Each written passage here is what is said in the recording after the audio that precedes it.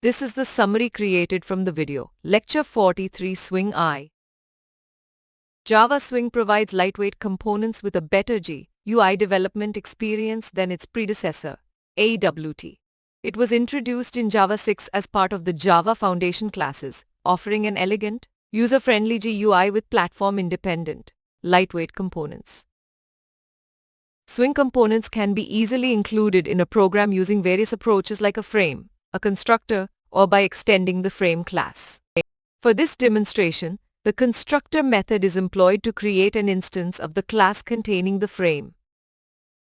The JButton component offers versatility by allowing text, image or no label at all, with action handling capabilities. Meanwhile, the JLabel closely resembles the WT-label component, but with minor differences, as showcased in the example with two JLabels.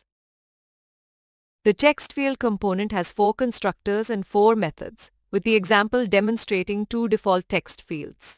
Program events can be added to text fields, such as combining typed values and displaying the result. The JTextria component, similar to its AWT counterpart, supports text editing and utilizes built-in methods for word and character counting. The JASword field component, with its 3 to 4 constructor variations, allows for secure password entry. It can be combined with a text field for username input and a login button with event handling methods. The JCheckbox component, similar to AWT's checkbox, offers selectable options, with the example showcasing 3 items for single or multiple selection. The JRadio button component, more elegant than AWT's radio button, is managed by a button group object with 3 constructors. The example highlights 2 radio buttons for gender selection. The JCombo box allows selecting items similar to AWT lists, with the example featuring 2 combo boxes and the selected item appearing in the main text field. The JTable component, absent in AWT, allows displaying data in tabular form with 3 rows and columns in the demo. The JList component resembles AWT's list with 3 constructors and 4 methods, presenting a numbered list of 4 items. The JOption pane provides pop-up dialog boxes for messages and options, offering message boxes for user feedback with 3 constructors and customization methods. The JScrollbar component enables horizontal and vertical scrolling, with the example creating a vertical scroll bar.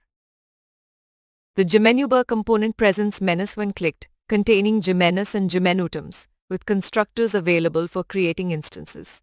The example showcases a JNuBar with 2 menu items.